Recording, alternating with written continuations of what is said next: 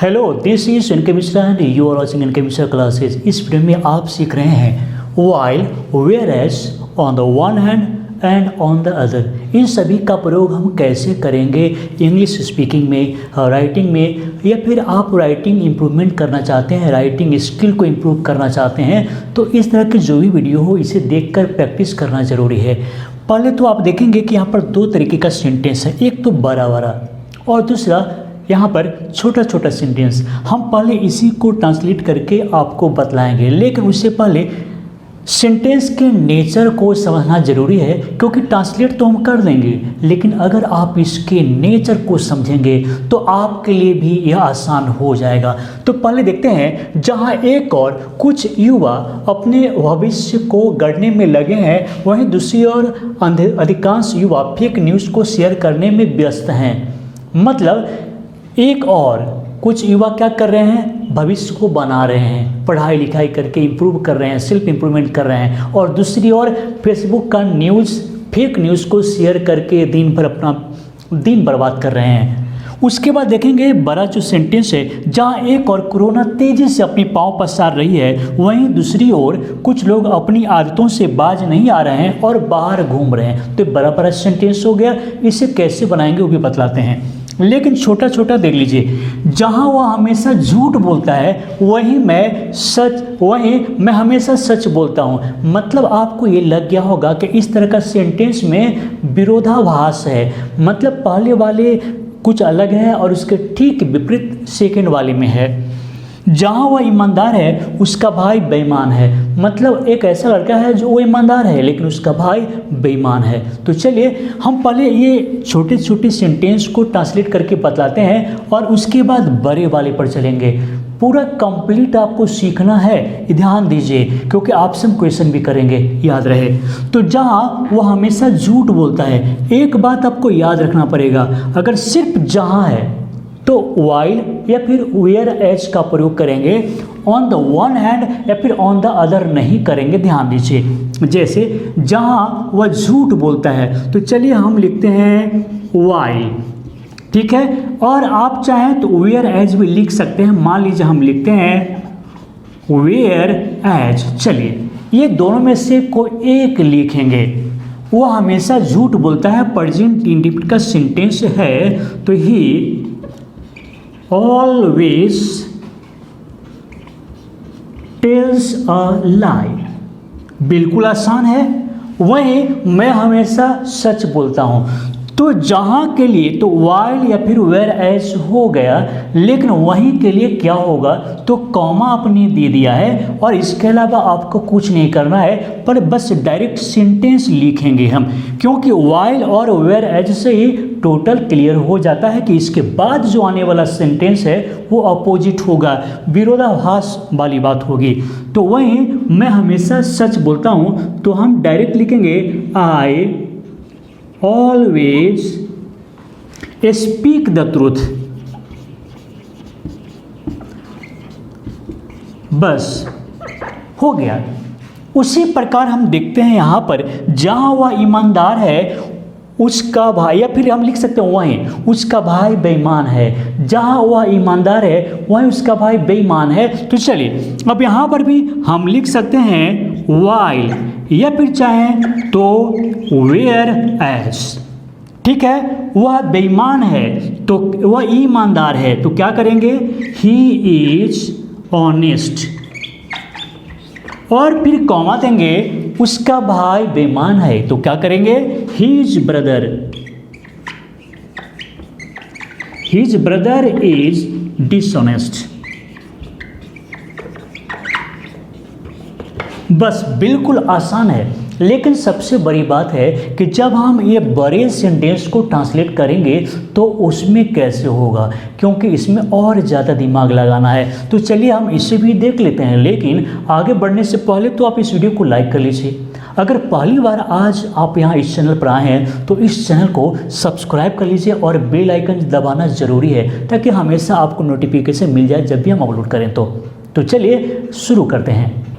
तो यहाँ पर देख लेते हैं जहाँ एक और, तो जैसे ही आपको जहाँ एक और वहीं दूसरी और, याद रखिए पहले। तो इस कंडीशन में जहाँ एक और के लिए यहाँ पर while का यूज करेंगे और उसके बाद on the one hand use करेंगे और सेंटेंस के लास्ट में ऑन द अदर। तो चलिए प्रैक्टिकली इसे देख लेते हैं। तो जहाँ एक और कुछ युवा अपने भविष्य को गढ़ रहे हैं, पहले ये देख लेते हैं। तो चलिए लिखते हैं while, और यहाँ पर whereas भी लिख सकते हैं। तो while on the one hand, while on the one hand, कुछ युवा अपने भविष्य को गढ़ रहे हैं। तो क्या करेंगे कुछ युवा के लिए? तो some youths क्या कर रहे हैं? अपने भविष्य को गढ़ रहे हैं। मतलब क्या हुआ? या गढ़ने में लगे हैं। कुछ युवा अपने भविष्य गढ़ने में लगे हैं। तो यहाँ पर क्या करेंगे देख लीजिए। मतलब अपने भविष्य को गढ़ने में तल्लीन है, लीन है, व्यस्त है, उसमें मग्न है। तो इसके लिए क्या यूज करेंगे? तो सम यूथ्स आर एब्जॉर्ब्ड, यहाँ पर लिखेंगे एब्जॉर्ब्ड इन। इसका प्रयोग टू बी एब्जॉर्ब इन का प्रयोग तभी करेंगे जब कोई व्यक्ति किसी काम में लीन है, तल्लीन है, मग्न है, दूसरा कुछ उसे दिखाई ही नहीं दे रहा है। तो उस कंडीशन में हम टू बी एब्जॉर्ब इन का प्रयोग करेंगे। तो यहाँ पर आर हो गया, यूथ्स है प्लूरल, सम यूथ्स है प्लूरल नाउन है इसीलिए। तो एब्जॉर्ब इन, और किस चीज़ में व्यस्त हैं? तो अपने भविष्य को गढ़ने में, बनाने में लगे हुए हैं। तो in making their carriers, making their carriers, इतना हो गया। बिल्कुल आसान तरीके से चलना है। उसके बाद क्या है? वहीं दूसरी ओर अधिकांश युवा फेक न्यूज़ को शेयर करने में व्यस्त हैं। तो वहीं दूसरी ओर को हम लास्ट में लिखेंगे ऑन द अदर। लेकिन अब लिखेंगे अधिकांश युवा, तो क्या करेंगे? मोस्ट ऑफ यूथ्स किस चीज में व्यस्त हैं? पहले तो हम लिखते हैं आर बीजी, और किस चीज में व्यस्त हैं? फेक न्यूज को शेयर करने में व्यस्त हैं। तो हम लिखेंगे आर बीजी विद। अगर किसी चीज में कोई व्यक्ति व्यस्त है तो उसके साथ विद प्रीपोजिशन का यूज करेंगे। तो youths are busy with sharing fake news, और उसके बाद ऑन द अदर का प्रयोग करेंगे। समझ गए होंगे? सेंटेंस को हम ऑन द अदर का प्रयोग लास्ट में करेंगे।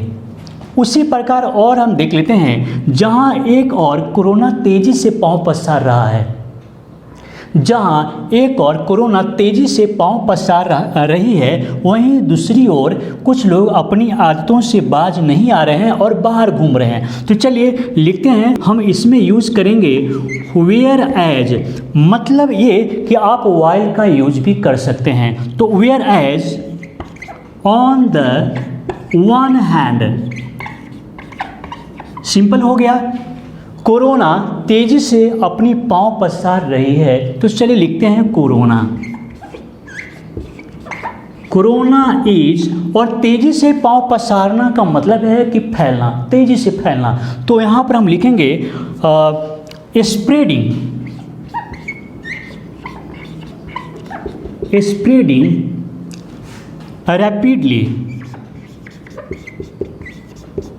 rapidly, whereas on the one hand corona is spreading rapidly, जहां एक और कोरोना तेजी से अपनी पांव पसार रही है, वहीं दूसरी ओर, तो वहीं दूसरी ओर का कुछ नहीं लिखना है, वो बाद में लिखेंगे।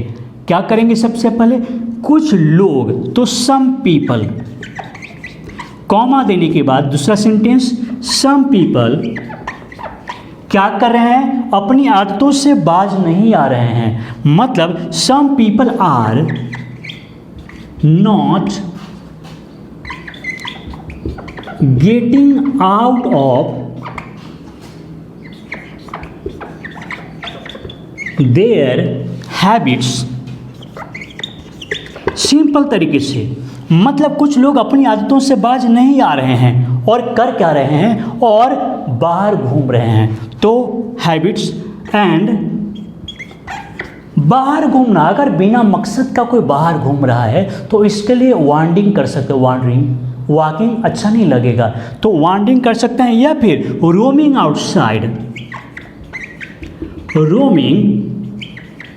आउटसाइड। तो इस तरीके से आप बनाएंगे, लेकिन हम कैसे समझें कि आप ये समझ लिए, आपको ये आ गया।